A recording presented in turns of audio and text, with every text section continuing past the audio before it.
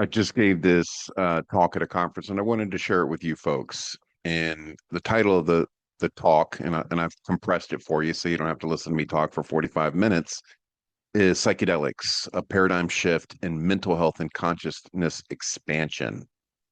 And I think this is a phenomenal summary of how these medicines are working and how are they going to completely shift the mental health space. And I say this to my therapist friends all the time. If you don't at least understand how psychedelics are going to make an impact in the mental health space, you're going to be left behind. Doesn't mean you have to work with them, doesn't mean that you have to serve them, right? But you have to understand the impact they're having and why they're having that impact.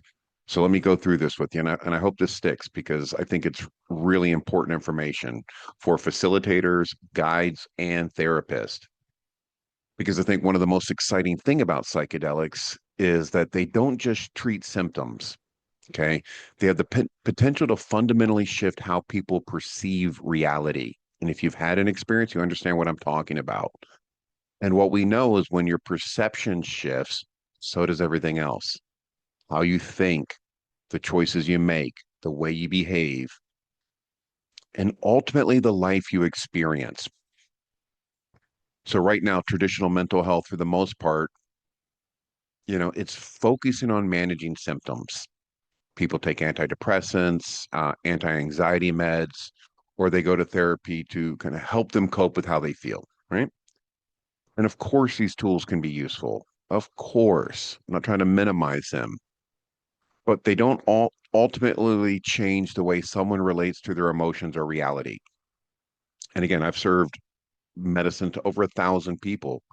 Good portion of these people came in taking either psychiatric medication or were in therapy. And so I've witnessed how this has impacted them. And the majority of those folks shift away from their medications because psychedelics are doing something different.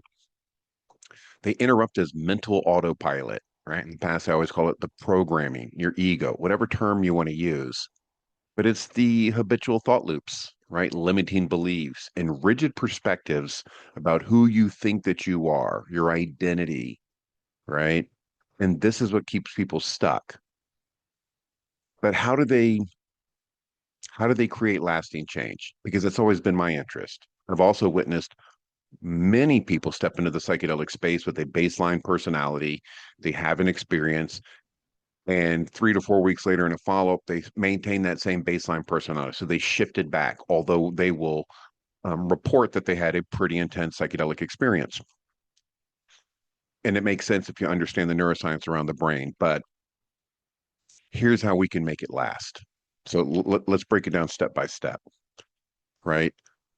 New ways of thinking creates new ways of choosing, right? So when you shift your perspective, you naturally shift your choices. If psychedelics help you see that your past doesn't define you, suddenly your options open up. It's like, oh, I'm not that thing that I thought I was. What would I like to be?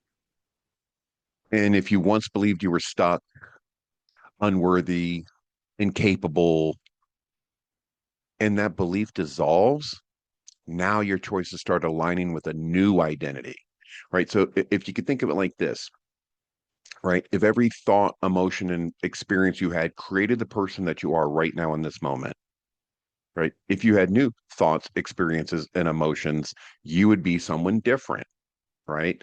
So that means now that you're aware of that, understanding that some level of programming, you can create with new thoughts, emotions, experiences, the person that's more in alignment with who you'd like to be. And, again, when you move from a new way of thinking to a new way of choosing, then you go new choices equal new behaviors, right? So when people stop seeing themselves as victims of their circumstances, they start taking empowered action, right? If you start experiencing yourself as capable, creative, connected, your behavior is going to follow, right? Again, your perspective, old patterns of avoidance, fear, self-sabotage, they start to fall away because they no longer feel true. And then with new behaviors equal new experiences, right? And so once you begin showing up differently, right? You're showing up differently, life starts responding differently. Now you're having new experiences.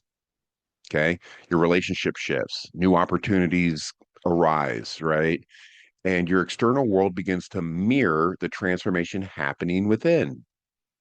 So now you have new experiences. Well, with new experiences equals new emotions, right? Emotions aren't random, not random. They're shaped by how you think and what you experience. When your thoughts and actions start aligning with a more present, a more expansive, and an intentional way of living, your emotional state follows.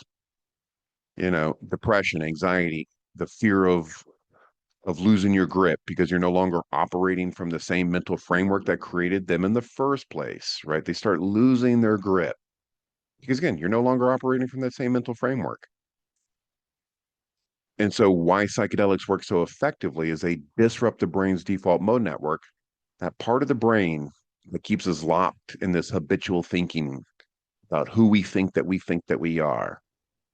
The psychedelics increase neuroplasticity, meaning the brain becomes more adaptable and open to new patterns of thought and behavior, which you've already talked about. New thoughts, new behaviors, new experience, new emotions, right?